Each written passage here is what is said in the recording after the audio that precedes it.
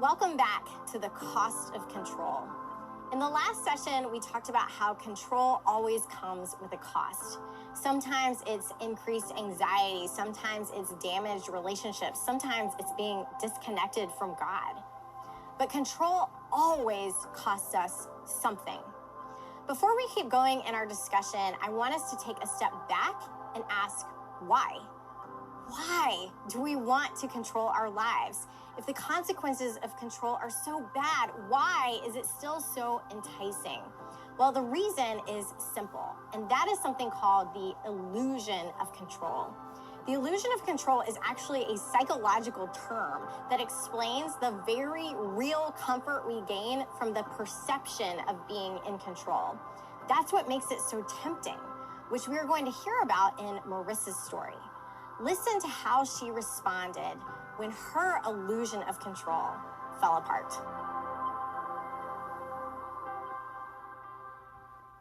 I majored in accounting, and a big reason for that was because I knew I was good at numbers and I wanted to make some money and maintain a lifestyle that I wanted. I was checking off all my boxes, got married, got the house, about to have the baby, got this good job with decent benefits. And then about 3 or 4 months into working that job, I was being terminated. So I immediately started going through the checklist of what are the things that we need. Okay, our mortgage is coming up. I need to schedule another prenatal appointment. I don't have any insurance now to do that. So, what do I need to do? So I'm building this checklist of all the things that I have to do to make sure that we can figure this out. Obviously, I also need another job. So I'm, updating my resume and reaching out to people that I knew. I think I checked LinkedIn more frequently than I prayed and just asked God to open whatever door for me. That eventually, it just built a really bad habit of I'm going to figure out what I need to do in order to make my situation better. After all of my efforts and attempts to find something through LinkedIn, I actually decided to reach out to a friend of mine, and she mentioned a contracting company that takes on professionals and sends them out for temp jobs. Even in the most humbling situation of being fired, I was still like, oh, but I have 2 degrees and I'll figure it out. She told me that probably within 2 weeks of me getting fired, and then after about 2 months of not finding anything, I finally circled back and said, okay, let me try. It took, honestly, some time for me to really sit with God and say, okay, I'm done. I can't do anything else. And it is very clear to me that you want me at your feet in this season of my life, and I will submit to that.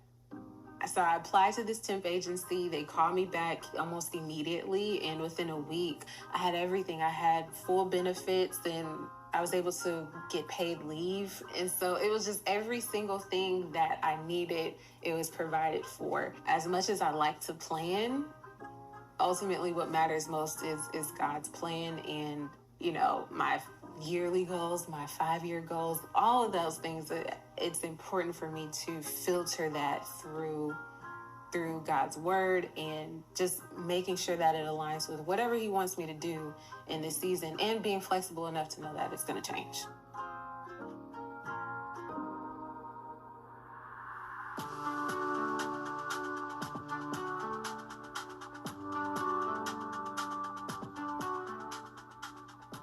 The title of this series is The Cost of Control, and in the first session, we looked at where that phrase comes from.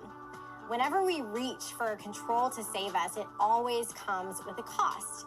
And the reason is this: both our desire for control and its consequences is something that we inherited from Adam and Eve. This struggle was written into the fabric of creation, and we reenact it every day of our lives. That said, there's a second reason why we are so tempted to control, which is that it works. For the last 40 to 50 years, psychologists have examined a phenomenon that they call the illusion of control.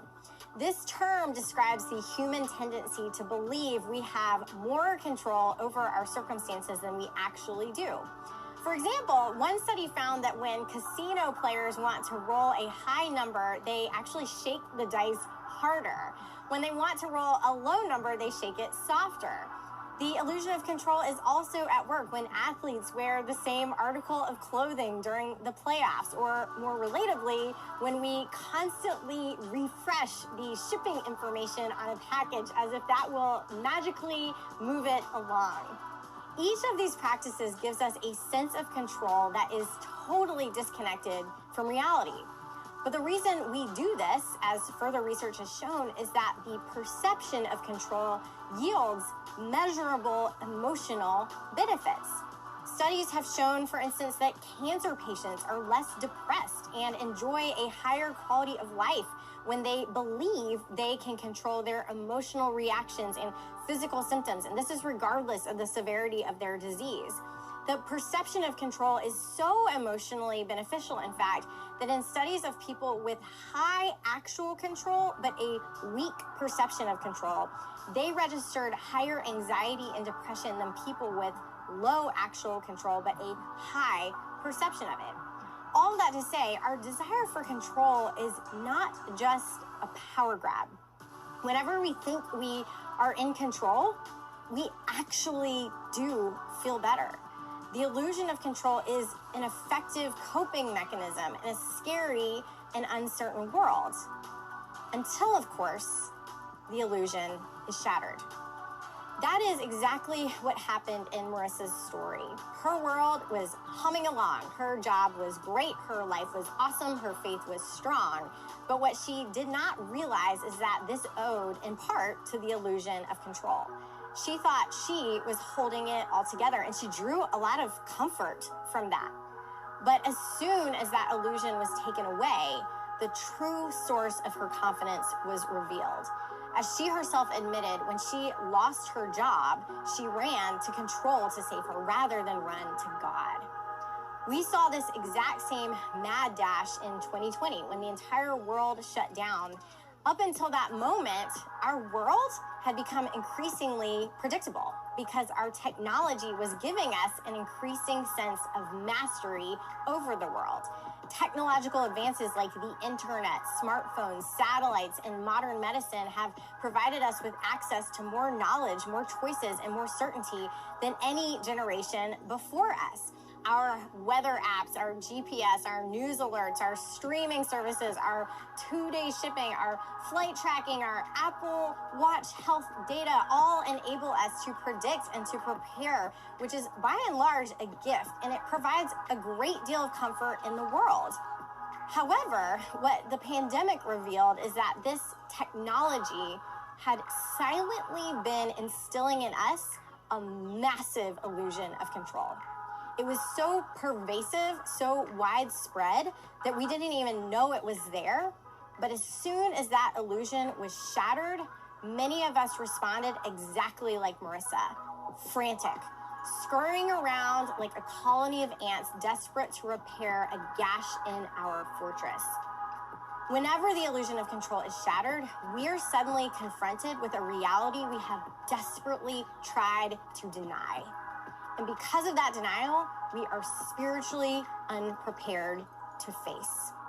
So in the next 3 sessions, we are going to look at 3 different areas of our lives that we try to control: our circumstances, our relationships, and our image, and the cost of trying to control them.